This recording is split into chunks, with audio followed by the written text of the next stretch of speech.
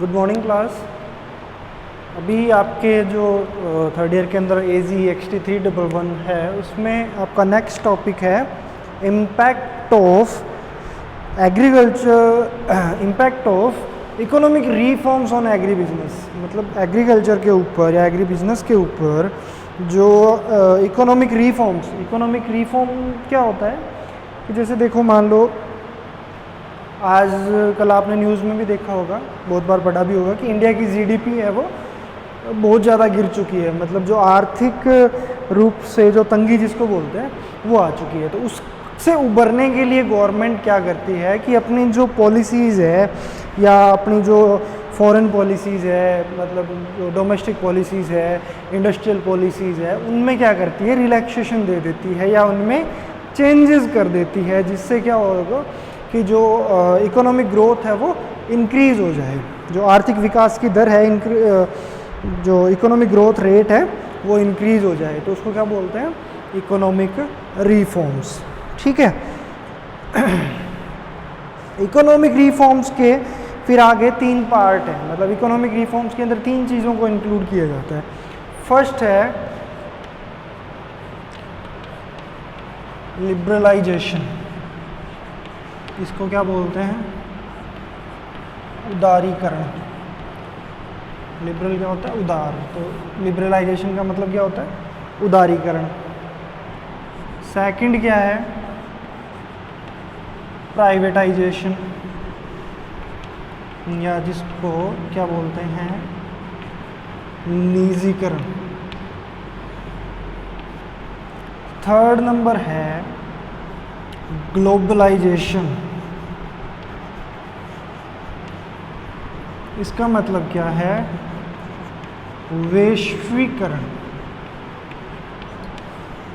तो economic reforms के अंदर ये 3 चीज़ों के मतलब जो इंक्लूड किया जाता है, या 3 एलिमेंट या 3 तत्व है किसके, इकोनॉमिक रिफॉर्म्स के, किसी भी देश के अंदर। ठीक है। तो इसमें क्या होता है, इकोनॉमिक रिफॉर्म के अंदर गवर्नमेंट क्या क्या करती है कि जैसे मार्केट भी बैरियर्स जो है, मार्केट को ओपन कर देती है लोगों के लिए या कंपनीज़ के लिए। प्राइवेट सेक्टर की सहभागिता बढ़ाना, जिसको क्या बोलते हैं, प्राइवेटाइजेशन। तो इन सब चीज़ों को इंक्लूड करती है। राजस्व में कमी को घटाती है, मतलब जो इनकम होती है ना गवर्नमेंट की, उसको क्या बोलते हैं, राजस्व, है ना, उसकी कमी होती है ना, उसको घटा देते हैं। एक्सपोर्ट को बढ़ावा देती है, इंपोर्ट को कम करती है। ये क्या होता है, इकोनॉमिक रिफॉर्म्स। आपने सुना होगा ना, मेक इन इंडिया, आत्मनिर्भर भारत। उसका मतलब क्या है कि अपने खुद का ही काम, इंपोर्ट नहीं करना है अपने को, अपने खुद के ऊपर ही डिपेंड रहना है, किसी और के ऊपर डिपेंड नहीं रहना। तो फर्स्ट इसके अंदर जो टॉपिक है लिबरलाइजेशन या उदारीकरण।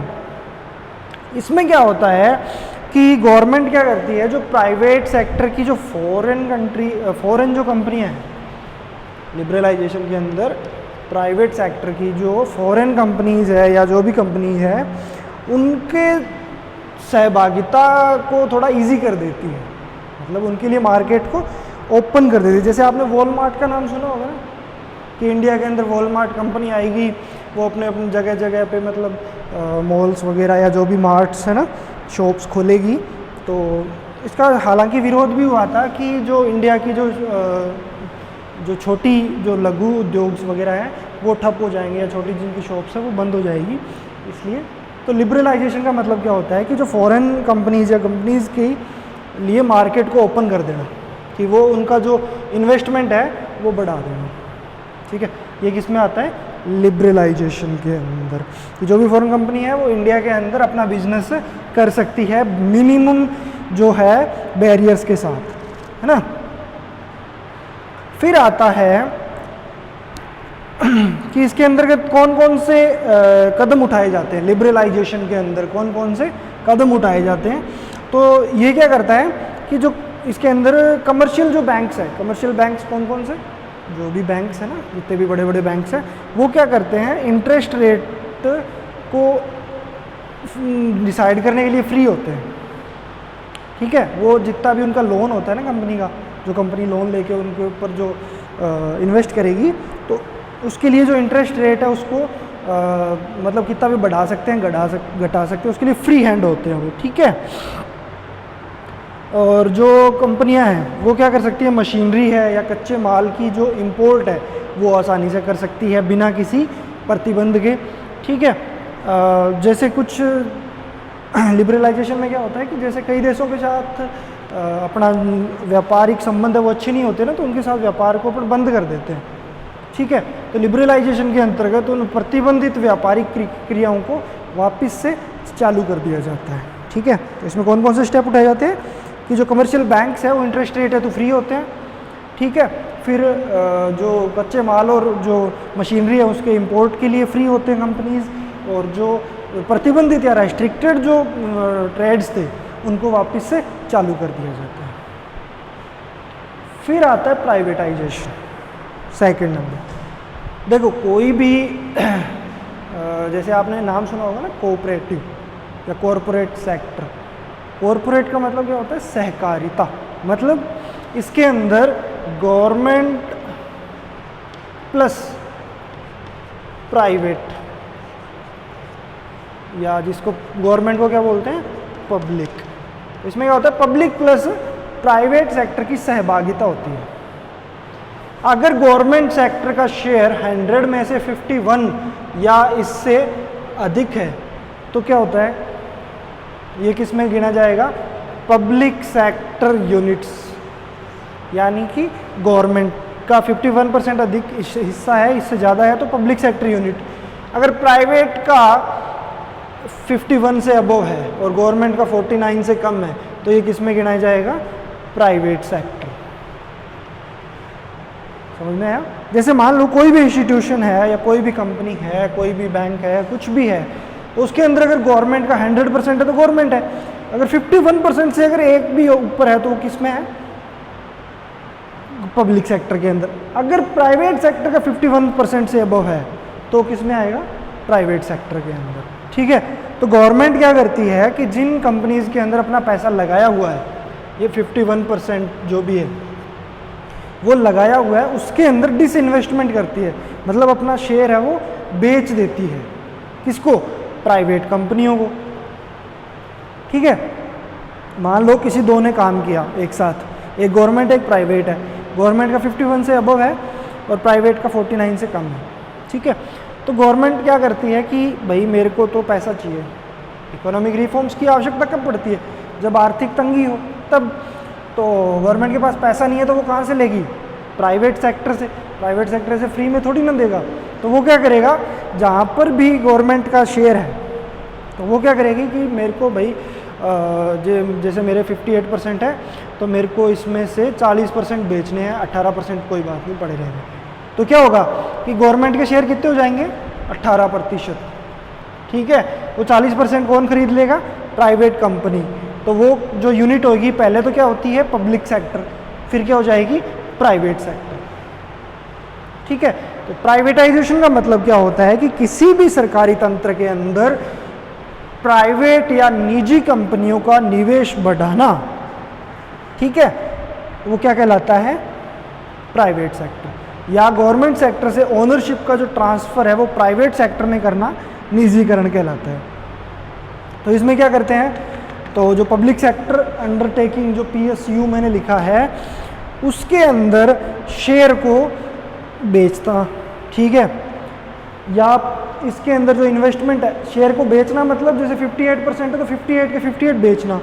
डिसइन्वेस्टमेंट करना, विनिवेशन जिसको बोलते हैं, डिसइन्वेस्टमेंट, उसका मतलब क्या है कि 40% बेचना, 18% पास में रख लेना। कुछ हिस्सा बेचना डिसइन्वेस्टमेंट कहलाता है और पूरा बेचना सेलिंग ऑफ शेयर। ठीक है, और जैसे PSU का मिनिमाइजेशन करना, जैसे मान लो भी आपने सुना होगा कि कंपनी कितने PSUs को प्राइवेट हाथों में सौंप दिया गया है, 23। कोई कोयला कंपनी थी, कोई पेट्रोलियम कंपनी थी, जो हो सकता है घाटे में हो या नहीं हो, लेकिन गवर्नमेंट ने अपने खजाना भरने के लिए कितनी PSUs को, 23 PSUs को निजी हाथों में सौंप दिया। आपने अभी पीछे सुना होगा ना, जो जयपुर का इंटरनेशनल एयरपोर्ट है उसको अडानी ग्रुप को 90 साल के लिए लीज पर दे दिया है, तो उसमें अपना हिस्सेदारी निकाल ली ना एक तरह से। 90 साल के लिए वो मनमानी करेगा वहाँ पे। ठीक है, तो उससे क्या होएगा, गवर्नमेंट को पैसा मिल जाता है डायरेक्ट कैश। ठीक है, फिर आता है ग्लोबलाइजेशन। ठीक है। ग्लोबलाइजेशन, वैश्वीकरण।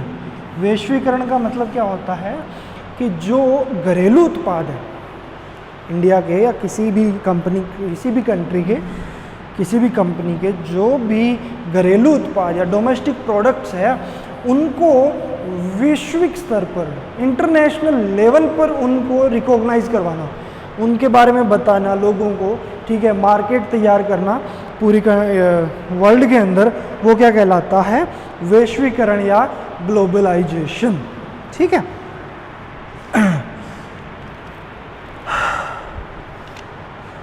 इसमें क्या करते हैं? ग्लोबलाइजेशन हेतु कौन कौन से कदम उठाए जाते हैं? टैरिफ में कमी। टैरिफ क्या होता है? टैरिफ में कमी, इसमें क्या होता है? टैरिफ टैक्स होता है, ठीक है, जो उन वस्तुओं पर लगता है जो एक इंपोर्टर या आयातक किसी दूसरे देश से आयात करता है।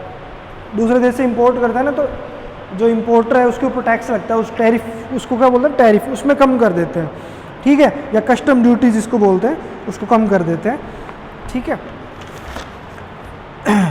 फिर क्या करते हैं? लॉन्ग टर्म ट्रेड पॉलिसीज बनाते हैं, लंबे समय के लिए चलने वाली ट्रेड पॉलिसीज या व्यापारिक पॉलिसीज का निर्माण करते हैं कि आप जो इंडियन जो डोमेस्टिक जो प्रोडक्ट्स हैं उनको आप वैश्विक स्तर पर आप बेच सकते हो, ठीक है, उसके लिए मिनिमम रेस्ट्रिक्शंस लगाई जाती है, तो वो क्या कहलाता है? वैश्वीकरण। ठीक है, तो इकोनॉमिक रिफॉर्म्स आपको समझ में आ गया होगा। देखो इससे फ़र्क क्या पड़ेगा कि जो एक्सपोर्ट जितना ज़्यादा होगा, इंडिया का माल जितना बाहर बिकेगा, तो उतनी फॉरेन करेंसी इंडिया में आएगी और उससे क्या होगा? गवर्नमेंट को डायरेक्ट लाभ प्राप्त होता है। ठीक है, तो इकोनॉमिक रिफॉर्म्स आपको समझ में आ गया होगा कि इसके अंदर क्या क्या होता है, किस प्रकार से होता है। ठीक है, तो लिबरलाइजेशन, उदारीकरण। उदार का मतलब क्या होता है? किसी से पोलाइटली पेश आना, ठीक है। एक तो किसी से रूडली, मतलब उसके लिए बहुत सारी रेस्ट्रिक्शन लगा देना। उदारीकरण का मतलब क्या होता है कि उसकी जो व्यापारिक, जो फॉरेन कंट्रीज़ है वो इंडिया में इन्वेस्ट करे, इसलिए उनकी जो पॉलिसीज़ है उनके अंदर उनको मिनिमम रेस्ट्रिक्शंस हो, बहुत कम कागजी कार्रवाई हो, वो क्या कहलाती है? लिबरलाइजेशन। प्राइवेटाइजेशन का बता दिया मैंने आपको कि गवर्नमेंट अपना शेयर है वो प्राइवेट कंपनीज़ को बेच देती है या फिर उसमें डिसइन्वेस्टमेंट करती है, तो वो क्या कहलाती है? प्राइवेटाइजेशन।